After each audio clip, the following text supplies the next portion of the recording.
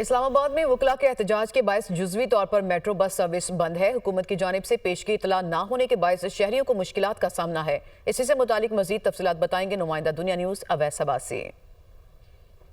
جی بالکل، دیکھیے وفاقی دارالحکومت اسلام آباد میں وکلاء کے احتجاج کے باعث آج میٹرو بس سروس جزوی طور پر معطل کر دی گئی ہے۔ صدر سے سیکریٹریٹ تک چلنے والی اس میٹرو بس سروس جو ہے آج صدر سے چل تو رہی ہے، لیکن بیچ رستے میں آ کر فیض احمد فیض اسٹیشن کے مقام پر رک جاتی ہے۔ وہاں سے آگے جو ہے بس اپنا روٹ مکمل نہیں کری۔ شہریوں کو جو ہے آج دفاتر میں پہنچنے میں اور اسکول کالجز میں پہنچنے میں کافی مشکلات کا سامنا کرنا پڑا ہے، جس کی وجہ سے جو ہے وہ میٹرو بس اسٹیشن تک پہنچتے ہیں تو یہاں پر انہیں آ کر پتہ چلتا ہے کہ بس سروس نہیں چل رہی ہے، جس کی وجہ سے انہیں الٹرنیٹ جو ہے وہ روٹ اختیار کرنے پڑتے ہیں اپنے دفاتر اپنی منزل پر پہنچنے کے لیے، جس کے باعث جو ہے ان کی جیب پر بھی اضافی بوجھ پڑتا ہے۔ تاہم ایک جانب جو ہے انہیں جو ہے دیگر ٹرانسپورٹ کا انتظام کرنا پڑے گا، تو دوسری جانب شہر میں شدید رش بھی متوقع ہے مختلف روٹس کے اوپر۔ میٹرو بس سروس کی معطلی کی وجہ سے آج شہری جو ہے وفاقی دارالحکومت اسلام آباد کے کافی پریشان دکھائی دے رہے ہیں۔ جی